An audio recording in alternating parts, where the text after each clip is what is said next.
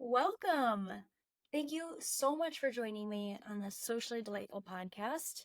I'm Jewel, human connection enthusiast and your host, and this show is all about delighting in yourself, delighting in socializing and in others, and creating truly supportive, delightful friendships and relationships, even in our modern world with our modern stress. In this podcast, we have fun creating a new culture of living in social delight. Now let's dive into how we're going to do that today. Hey, welcome back. I'm so happy you are here. Whether you are just driving in your car, listening to this while you're folding laundry, or listening to this while you're going on your little hot girl walk, wherever you are, whatever you are doing, thank you so much for coming and hanging out with me today and listening. It really means a lot, more than you will honestly ever know. So thank you for being here. I am so grateful for the support that I've received. I had a couple of you reach out and ask for topics to be covered on the podcast, and it meant so much to me. Like, look, I know I don't have like the biggest audience ever, but the fact that a couple people were like, "Hey, here's my heart," and sent me about their like a whole thing about their experience and a question that they have. I took those. I'm going to be creating podcast episodes around those. Thank you so much for doing that. There's a couple things I want to research more with one of them. So I'm really excited to dive into it. It really means so much. Today's episode is another one that is near and dear to my heart. I don't know why the heck we aren't talking about this more. I struggled with this for so long, and working through this has truly made the biggest difference in my life, in the peace and joy that I have in my life, in my connections with others, in my connection with myself. Today, we're talking about why we feel confident around strangers, but overthink interactions that we have with people. And we're going to be talking about a couple of things that will help us stop feeling anxious around people that we know. This episode is for people that are confused because they're like, I can feel charming and confident, but the second I leave a friend's house, I am like, do they hate me? Or you might be like, I could say something that's a little awkward to a stranger, but I'm able to brush it off and be like, whatever. But when it comes to a friend, I overthink and spiral into critical thoughts about myself. You might even try to look for where you stand in your friendships to see if they are prioritizing you or not. You might get jealous if you see that they're out with another friend. You might feel like you can't say no to your friends or else they're going to leave you behind. You might even feel let down by your friends for small things a lot. Like, if they say no because they're tired or have other plans, even though like there might be a part of you that's like, oh yeah, they're just tired, you might take it personally. Now, I'm able to describe this experience, one, because I've helped so many clients. I mean, I at this point have over 4,000 coaching hours, which you need 4,000 hours in the state of Michigan, 4,000 hours of practicing therapy to be a therapist. So I'm a professional coach now because I have over not that I wasn't before, but I have over 4,000 hours now of working with clients, and often working with them on this topic today that we're going to be talking about. I also lived this and really struggled with overthinking and getting anxious about interactions I had with people that I knew. This topic and social perfectionism. And if you're like, what the frick frack is social perfectionism? It's where you think and believe that you need to perform perfectly in social settings, where you need to say the right thing at the right time in the right way to get the right reaction from other people, or else you're not worthy. You can learn more about this in the very first episode that we have. It's so good. But Social perfectionism and today's topic, they overlap quite a bit, but they are the two biggest things that clients bring me to coaching sessions. And honestly, today's topic, it's one of my favorite things to help clients work through because I get to then watch my clients feel delighted by connecting with their people again. So I don't know. There's honestly nothing more rewarding than that. So today I'm going to be sharing so much about this topic. I'm going to be making it super simple for y'all. But honestly, if you struggle with this, the best way I can help you is to help you apply this to your life week after week rather than just informing you about it in this episode. Now, don't get me wrong, this episode is going to help you have so much more understanding around this because it's not talked about and there's a lot of shame associated with today's topic. This episode, I want you to just like exhale after this episode and have more of an understanding and more compassion with yourself. And I am going to be giving you some frameworks that are going to act as guideposts to help you dealing with this in the future. So this episode is going to be, it's going to be good, okay?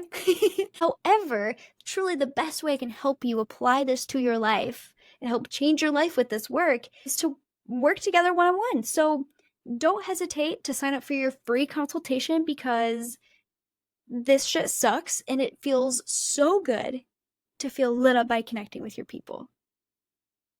It's so important. So, okay, don't hesitate to do that. Now, I also want to say a little caveat. And if you're not a great fit for the program, I'm going to tell you. And then I'm going to help you find what really fits what you need and the support that you need.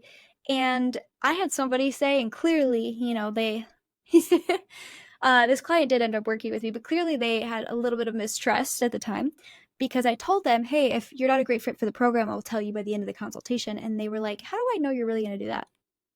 And I said, well, one, because I care about getting you a service that really fits your needs and where you're at. But also, selfishly, I have a really good success rate and a really good reputation. So I was like, and if you're not a great fit for the program, then that's probably gonna hurt my reputation, right? So anyway, just caveat, no matter what on the consult, we're gonna get you in the direction that you need to be going to get help with this. All right. Anyways, diving into today's topic, I said earlier, and I know I say this a lot, but this topic truly is near and dear to my heart, and partially because I didn't ever identify as having social anxiety. One, because I was a high-functioning social perfectionist, but also because a lot of my social anxiety showed up in my close relationships. It didn't show up with strangers. And when I learned about today's topic, I was so relieved and felt so understood. Learning about this started loosening some of the shame that I had around this anxiety. And I just really want to honor that for some of y'all and to let y'all know that you are not alone. And so I'm really going to be describing what this experience is like. So that way you can have that moment where you're like, oh my gosh, me too. And I also just want to say that this kind of social anxiety of being anxious about people that you know, this is increasing for everyone. We have a rise of insecure attachment styles, particularly avoidant attachment styles.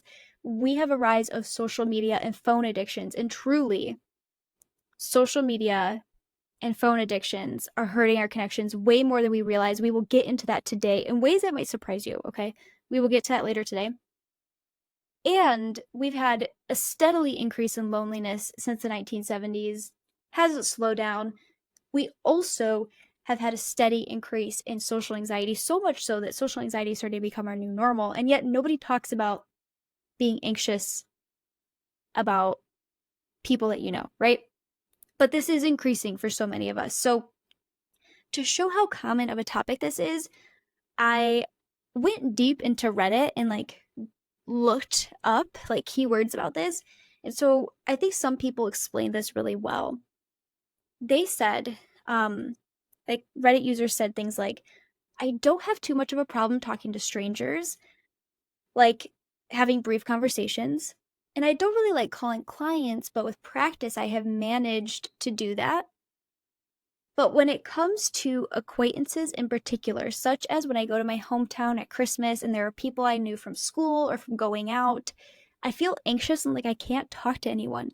I either get too drunk and make a fool of myself or say something stupid, or if I'm not drunk, I just avoid them altogether and maybe say hi and keep my distance. Another person said, with a stranger, I can be reasonably certain that I will only see them once, nail the first impression, and then there's nothing more to worry about. With my friends, some of whom I see nearly every day, there's a chance that they will see me on an off day, and my anxious mind thinks they will hate me for it. It's hard to know that you're interacting with someone that knows so much about you, especially when you're so worried you're going to screw everything up. So, what is this? Some people call it friendship anxiety because so much of it comes up with friends specifically. But I really call it relational anxiety because it doesn't just show up with friendships, it can show up with acquaintances, it can show up with our partners, honestly. Like it's very similar to relationship anxiety. But relational anxiety, it can happen with coworkers, acquaintances that we have, and our friends. And it shows up a little bit differently. You'll see what I mean. We'll get into it. But that's what we're talking about today.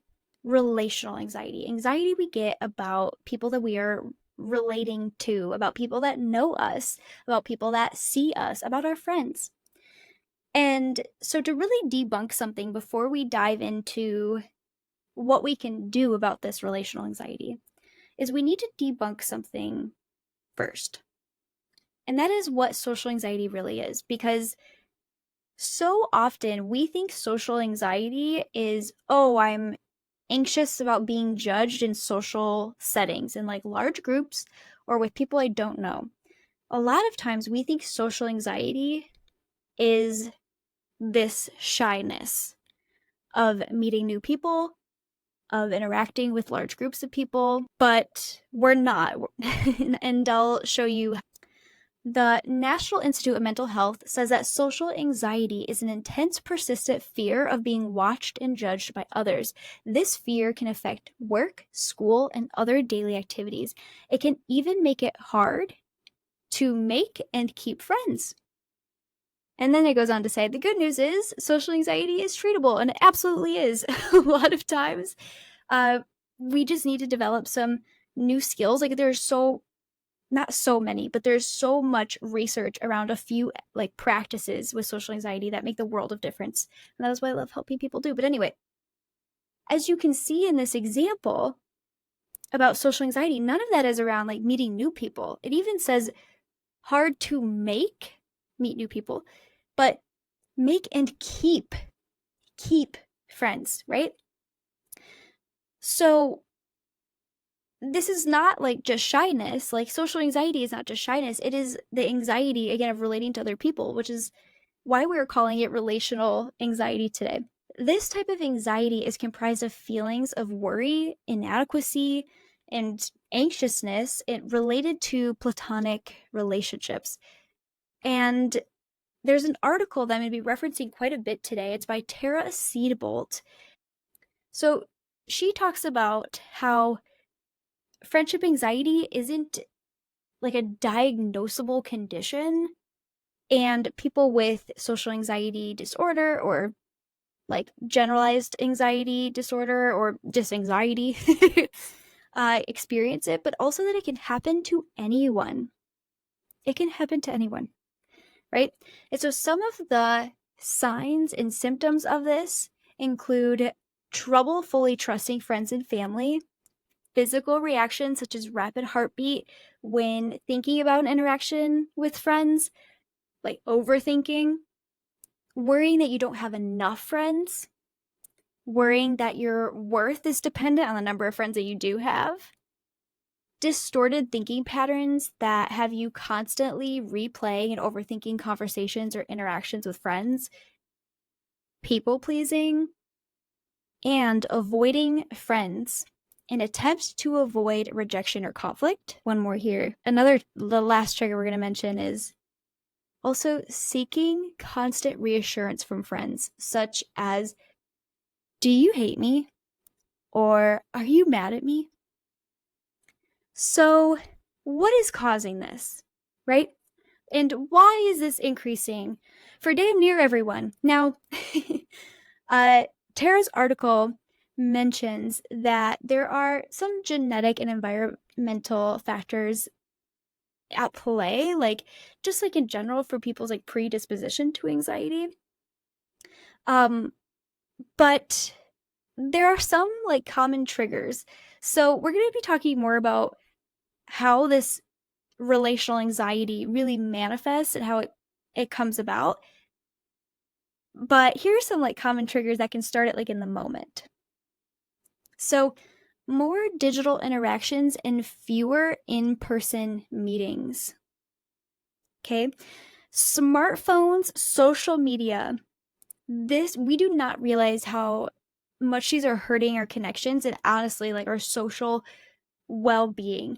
And I want to give you some examples. So Tara mentions this wonderful, I think she articulates it so well. Again, Tara Seedbolt. She says, constantly being exposed to what friends are doing, how these people are hanging out over here, what they're up to, and seeing that all of the time can really trigger this relational anxiety. For example, you see a friend post on an Instagram story of a dinner with another friend, and that makes you feel left out or wondering if they're mad at you, if they don't like you as much. While logically, you know that the dinner was a chance for two friends to catch up just as you might do with someone else, seeing it on social media can trigger this relational anxiety symptoms, right? So, huge example there. Another one that I think is really prevalent for a lot of people, like I think a lot of people can relate to this experience, is that through social media, we are connected to damn near anyone that we've had any kind of relationship with or friendship with at some point, or any kind of spark with. For example, my social media, I have people on there that I sat with in my algebra class in high school. I have people from college, like where I worked in college, on my social media. I have people from things I volunteered with, like the Citizens Climate Lobby, which, shameless plug, go check them out, go get involved. But I have people from the Citizens Climate Lobby that I was involved in on my social media. And I even have people on my social media that I have met one time at a wedding and we had like a wonderful conversation and like connected. I have her, this girl I met. I love her. Hi, if you're listening, I adore you. But I have her on my social media. So all of these connections, all of these sparks, like, oh, I remember getting along with this person in my math class. I was friends and hung out with and got coffee with and chatted with this coworker of mine. We have all of that we're being exposed to all of the time. And so as we're scrolling through social media, I think it's very common for people to also be like, oh my gosh, like that friendship didn't go anywhere, or I didn't connect with that person in a while, or oh, those two coworkers are still close and I'm not really close with them anymore. Like anxiety, right? Relational anxiety, feelings of inadequacy, and feelings of worry. We don't realize how much social media and the overexposure to other people, what that does for us and our like brain and our mental load. Anyway, that huge component. I think actually I want to mention one more thing about social media and how it might be contributing to relational anxiety, because a slightly different path, although this isn't exactly related to anxiety, with social media, it is so much easier to stay home and watch Friends rather than to face that little bit of discomfort and to reach out to a friend or to even just go hang out with a friend, right? It's so much easier and less effort, there's no discomfort involved, to literally just stay home and watch Friends. That's not really social media, that's media in general, like online media, but it's easier to do that, to stay home and watch TikTok. And doing this has really hurt us in so many ways that we might not fully realize. Because it makes us not want to see our friends as much, not want to spend time or to meet with people in person so that we're just seeing them online, right? I have noticed this everywhere, like, especially with so many of us working remotely, so many of us burnt out, so many of us overstimulated because we have this globalization. Don't get me wrong, I think it's important to be informed about like the world and what's going on, but not all of the time. Honestly, our brains and our bodies are not meant to be in that constant state of stress. They're not.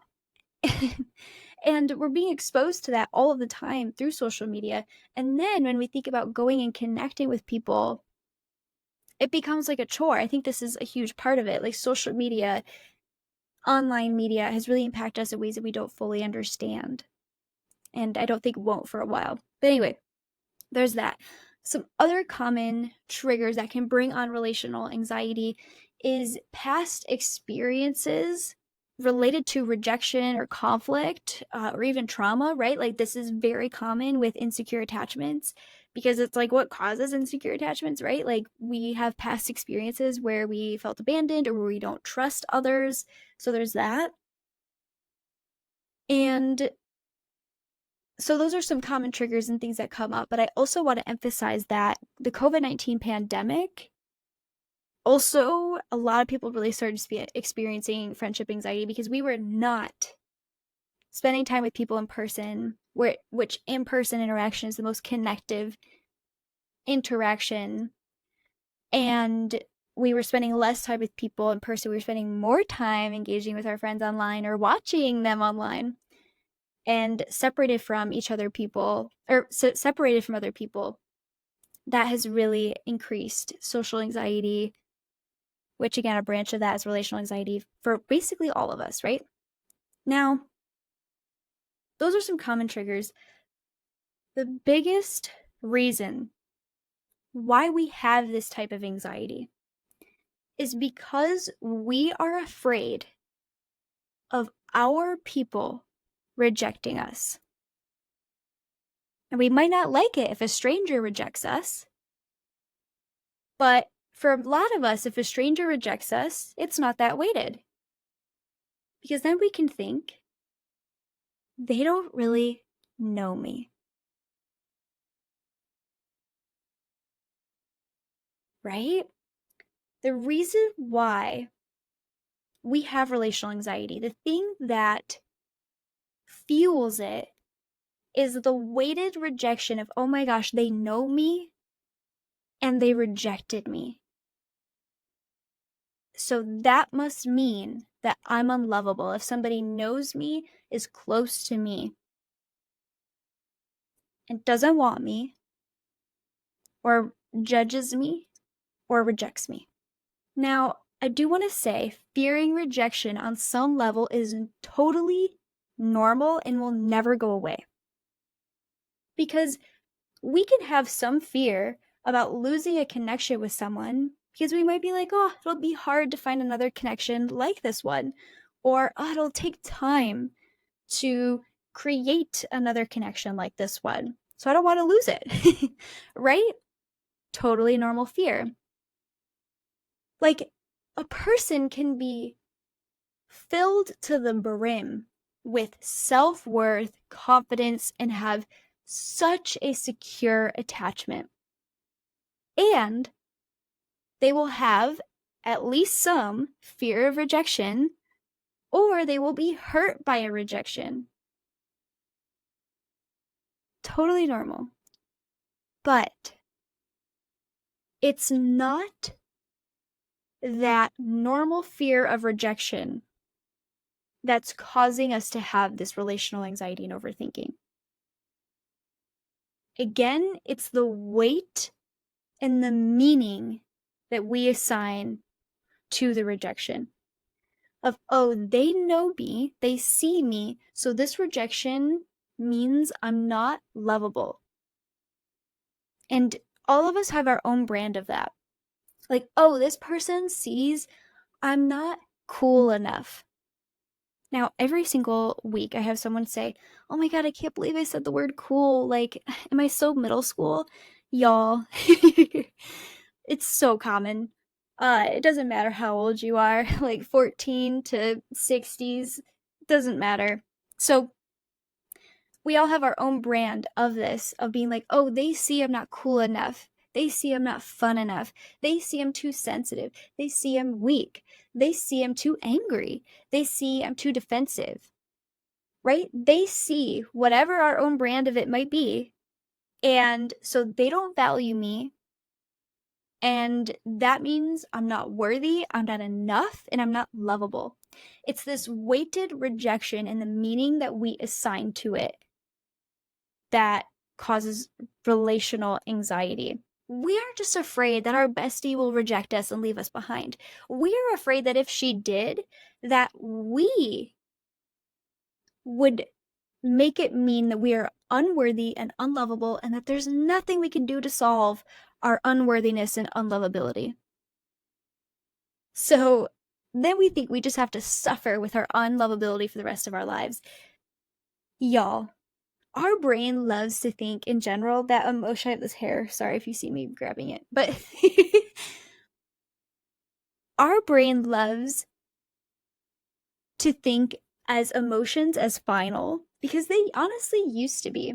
If we were rejected in a big way, like excommunicated or kicked out of the tribe or the group we were a part of, we probably weren't going to survive. That rejection could be final. It could be literally life or death. That social death of getting rejected can become actual death.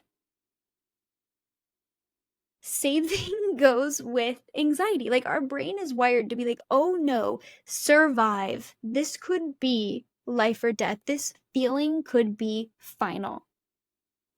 And it doesn't realize that we are in the modern day and age where we don't have to worry about that anymore. We could experience a huge social death, like being canceled, like being kicked out of a friend group. If we're still going to have access to food, we're still going to have access to water, and we're going to have access to other people and create a new friend group, right? Our brain doesn't realize that the social death is an actual death anymore. And so thinking, oh my gosh, if I feel this rejected, it means I'm unlovable and I'm gonna have to deal with that for the rest of our lives, even though it's illogical, like, we're afraid of it. Now, I want to take a little side quest here, is I also think this is a huge reason why social media has hurt so many of us. And I can't remember her first name. Oh, I think it's Tessa Stuckey. She wrote a book called For the Sake of Our Youth. And it's about social media and phones and online media and access to this, how it's impacting our youth. And what she argues is that the youth don't have capacity to deal with uncomfortable emotions. So because they're so used to being instantly gratified and being able to numb out any emotion, like, oh, I'm feeling bad, I'm feeling a little bit uncomfortable in a doctor's office, let me pull out my phone in the waiting room so I don't have to feel this discomfort, right? And so they don't have capacity, they don't have muscles around feeling these kind of things. They don't have the rejection resilience. They don't have the emotional capacity to process these kinds of feelings. And it's, increasing suicides. It's increasing depression and anxiety disorders and things like that. And I do think that that doesn't just impact the youth, but that impacts nearly all of us. We're so used to being instantly gratified and having this go away. So I do think also we're really afraid of not only are we being more exposed to what other people are doing, we're more anxious, like, oh, our friend went out with this person, maybe she likes them more, but we're also really wanting to avoid that negative emotion because we are not used to feeling it, right? Or not used to having the capacity to feel it. So I do think that is at play here. That's just an assumption of mine. But anyway, this weighted fear of anxiety, the meaning that we tied to it, is what really drives this relationship anxiety. And somebody on Reddit said that the way that they've tried to rationalize it is that they have more at stake with their friends. Like we said earlier, with my friends whom I see nearly every day, there's a chance that they will see me on an off day, and my anxious mind thinks they will hate me for it. Now, of course, when you bring your off day to your friends, most of the time it is such a privilege for them to see you in your vulnerability, to see you in your humanness, and to connect with you, to be there for you, to be useful in your life, right? So there's that. So if you bring an off day to a friend, rarely will they reject you for it. But if they do, they probably weren't people that we really wanted to keep in our lives and keep investing in the first place, right? Like, we can know that. But we get so damn anxious because we are really trying to protect ourselves from thinking that we are unlovable, right? And this, ironically, this relational anxiety just keeps us disconnected from our people anyway. Right? It creates insecurity and doubting how loved we are in the long run. A very common way that I have seen this show up, so I'm going to get to practices for what we can do about this, but a very common way for how this has shown up is people will be like, oh, but what if your friends don't really care? What if you're the only one that reaches out to your friends? Okay. Y'all, I was like, people say this to me in sessions. People say this to me when I tell them, hey, I help people with social anxiety and creating meaningful friendships. People say this, they bring it up. But I was so surprised when I went to a networking event, and this networking event had women that are running like Detroit city-wide events. It had founders of like huge nonprofits, where every time I told them, yeah, I help people with social anxiety and meaningful friendship, they were like, oh, but like, what if people don't reach out to you? I was like, what? So many people brought this up.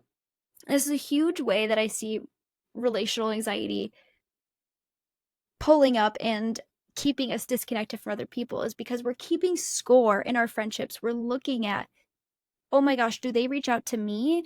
I reached out to this person. They didn't get back to me, probably because they don't value me anymore, or they didn't have fun with me last time I was with them.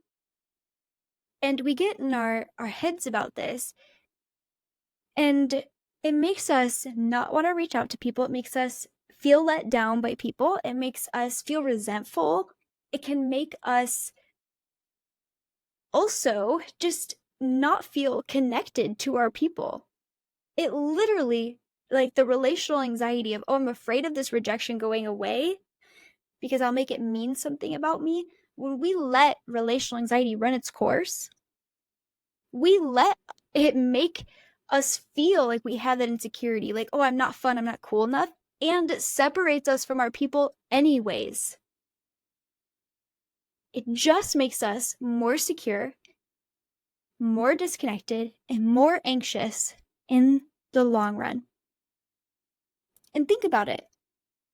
You can't, like, obsess over, oh, are they getting back to me? Do they like me? That's not the way to creating a connected friendship. You can have the most amazing friends in the world, and I know this because I experienced this. You can have the most amazing friends in the world and still have relational anxiety because this is a habit, right? And it disconnects you from those amazing friends. Okay? Now, some things to practice to get over it. Okay, we're going to dive into the things that can really help us with this type of social anxiety, relational anxiety. How many times can I say anxiety in a podcast episode? I don't know. But I want you to understand these practices a little bit. Now, our brain is wired for our survival. It's wired to look out for us and to protect us, but we also have a part of our brain that is wired to soothe us. We have like a self-soothing system that is important for our physical functioning. It helps us even with like rest and digest. It helps us be able to give and receive love and to feel emotionally safe in our relationships. And the things I'm about to tell you is going to help you activate that self-soothing system more. A thing I want you to know about this self-soothing system is that this is something that Tara Seedbolt goes to or mentions in her article as well, is that fortunately for us, when we activate our self-soothing system, when we self-soothe ourselves, the more we do it, the easier it gets, kind of like a muscle. Like, okay, the more I activate this self-soothing system and practice soothing myself, the easier it is to do. Like a muscle, it gets bigger. The pathway in our brain gets carved, if you will, right? And that is such a gift. Now, the self-soothing actions I'm going to mention today are obviously best applied when you tailor them to you. And that is what I love to do with my people. So I also just want to say that, like, apply this in a way that really works for you.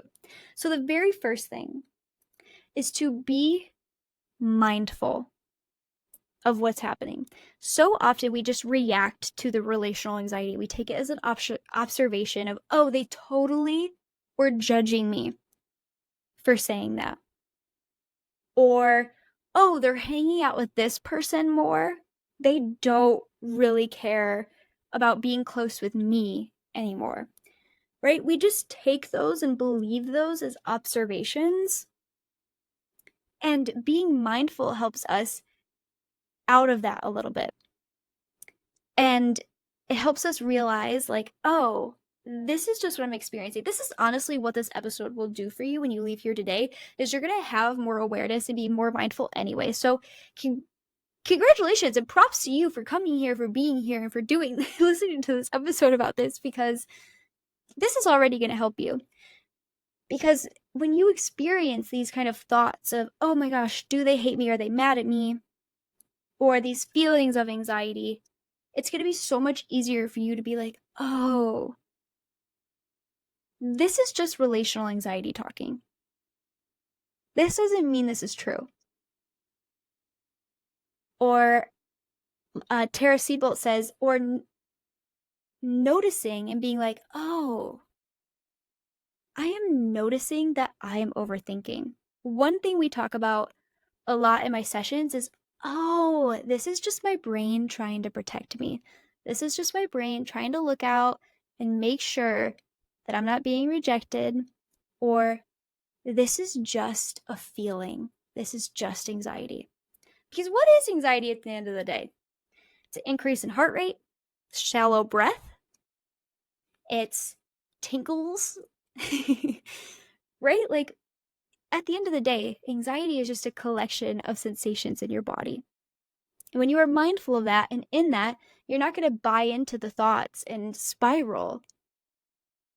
So, step 1, mindful. Step 2, reframing. And this can be done in a bunch of different ways, with questioning your inner critic, with my clients, social aftercare. Hey, we love our social aftercare. I'll be talking about it more in a future episode, so don't feel left out. We are going to loop you in. But shout out, it's one of my favorite things my clients do is create their own social aftercare. Anyway, reframing. Once we are like in a calmer state because we have been mindful, we can then question our assumptions or our thoughts. Like, instead of being like, oh, I haven't heard back from that friend, probably because they don't like me, we can then question it. Is it because they don't like me, or is it because they are busy? Or, and I think we all need to give ourselves or each other a lot more grace, like, is it that they're overstimulated and overwhelmed or going through something? That's why I see them scrolling social media and not texting me back, is maybe they're numbing out, right? Maybe it has nothing to do with me. Now, reframing. I want to gift you all a freebie, I guess that's what it's called, a freebie, that I used for years, and I was so excited. Again, I'm not that I have like the biggest audience in the world, but it was so fun to me when this freebie actually it was down, like it wouldn't let people download it, and I had people like messaging me about it, and I was so honored. So, and this freebie is so good. Clients, I've had it for years, like up and available. I've refined it a little bit, but clients still tell me, they're like, "Oh my gosh, that like framework is so helpful." And this framework is the how to take shit less personally.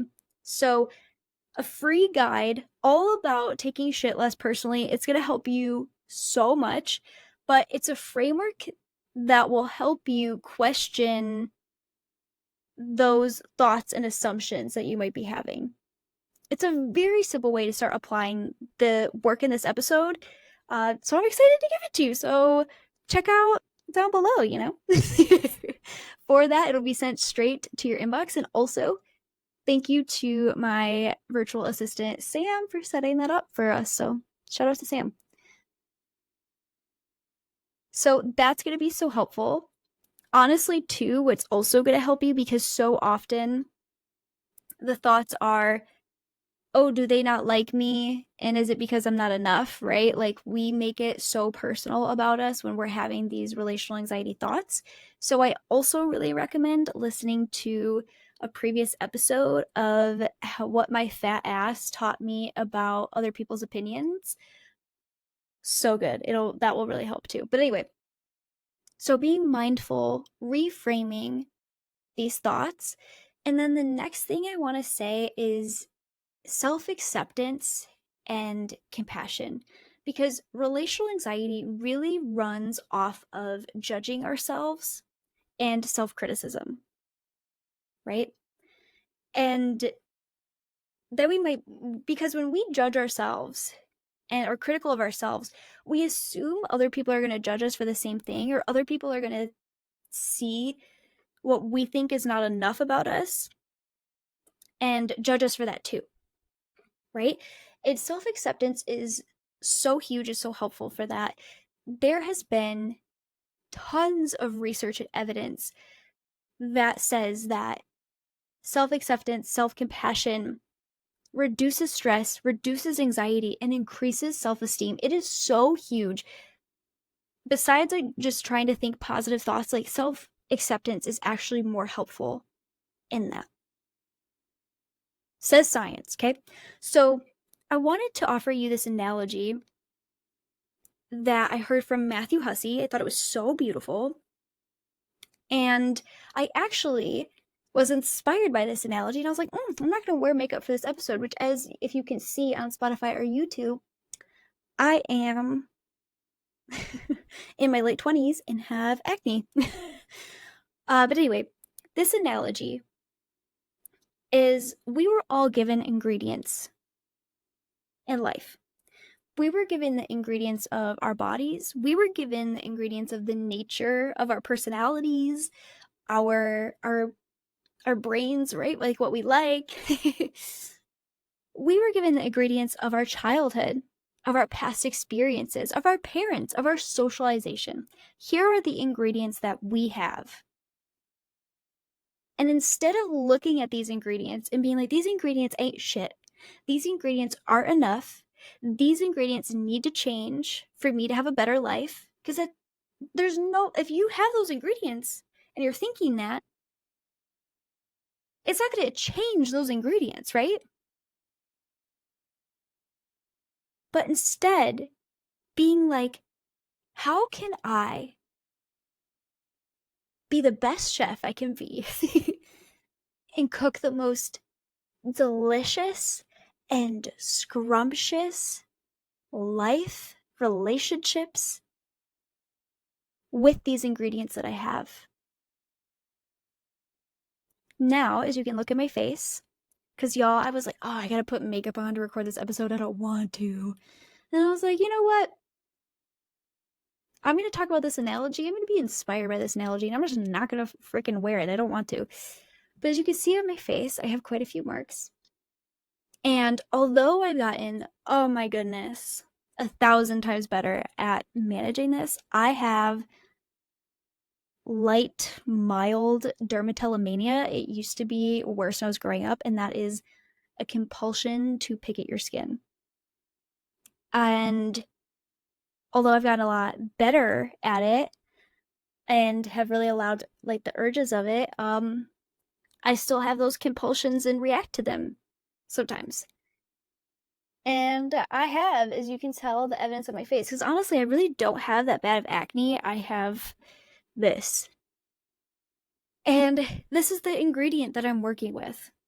And instead of hating it, being insecure about it, which don't get me wrong, I don't have to feel fucking amazing about it. I don't love it. But this is the ingredient I'm working with. So I can accept that. And also accept that I don't want to put makeup on. And just record the damn episode. So, being mindful, reframing, self-acceptance, and then the last thing that is super helpful, I will never stop bringing this up, and that is putting on your connection glasses. Because like I said earlier, it is so easy to look for, oh, how do these people not reach out to me, not invest in me? How do my friends not care about me?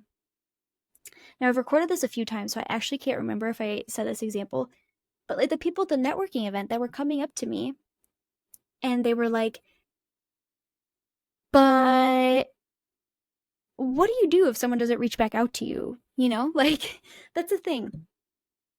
It's so easy to get so focused on keeping score, to look at, oh, are these people investing in me, prioritizing me? Do they like me? Were they judging me? Do they reach out to me? And rather than looking at, oh, how do, like putting on our connection glasses and looking at how do these people love me? How do people invest in me? And who has reached out to me? And looking for that. I had one client who was like, nobody reaches out to me. And we were like, okay, why don't you look for this week and see who does or who's investing in you. As she came back the next week, she was like, oh my God, Jewel, I'm so embarrassed. So many people were reaching out to me that I literally just didn't notice. And there were all of these other ways that people have invested in me or loved me that I really just didn't notice because I was so focused on, oh, these people over here didn't respond to my text or didn't go all out for my birthday or whatever it may be. Right? So putting on your connection glasses, it doesn't really matter how you do it, but this will increase your capacity to feel connection in the beginning. Honestly, like there's so many things I could say about it. It's looking for connection is so simple and so helpful for us. So, just to recap, again, we have mindfulness, we have reframing, we have self-acceptance, and we have connection glasses. Don't hesitate to look for the links and get that guide for how to take shit less personally It's so freaking good that people downloaded it so much. I had it up for the longest time. I don't have it up on my website or anything anymore, but people downloaded it so much that I actually taught a workshop about it. It's so good. But anyway, now I want to say too that this is something that I have come so far in, like truly my capacity to feel connection and accept love and be like, oh my God, I'm so loved. And oh my God, my friends are so amazing. And recently I was on my period and I was over at my friend's house, and like friends that I have had for years and that have shown me that they love me. Like I have joked in the past, like, oh, this friend like chose me, like they sought me out, right? And they, I was like, oh my gosh, they don't like me, I'm bothering them. I went out like on a little walk and it was so funny. My partner came out there, and as we were talking, we realized like, oh, okay, like I'm just having like a moment of relational anxiety, and my jars, if you will, like my space around this relational anxiety, because it doesn't all and it ever go away. Like fear of rejection is always going to be there, but we grow around it. We create skills around it. And I was like, oh, like, hey friend, haven't seen you in a while. Relational anxiety.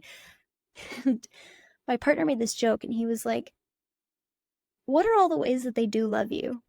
Because I'm always talking about connection glasses. And I was like, you are absolutely right. So, this is not something that you need to be perfect about. So many of you are perfectionists in not just socially, but in other areas of your life. It doesn't have to be perfect, but it helps so much just to practice the things we talked about today.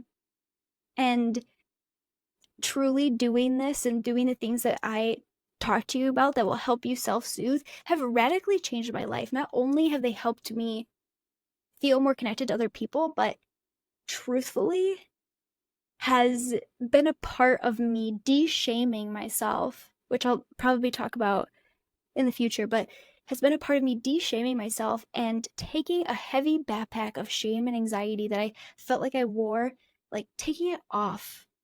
It is that is so different. Going from like a block of shame in your body and on your shoulders to not, and feeling light and feeling free and enjoying yourself. Such a different life experience. I can't even explain. And my trauma didn't have to go away, right? Like fearing rejection, relational anxiety didn't have to go away, but I grew so much around it because I was aware, because I was mindful, because I was self-compassionate, because I reframed these thoughts, because I accepted the ingredients that I have, and because then I put on my damn connection glasses. And I'm not saying this because I'm not like, I don't want to be like, oh, this is what you should do. And obviously, again, tailor this to you, do what works for you. That is the most important thing always, is doing what works for you in this.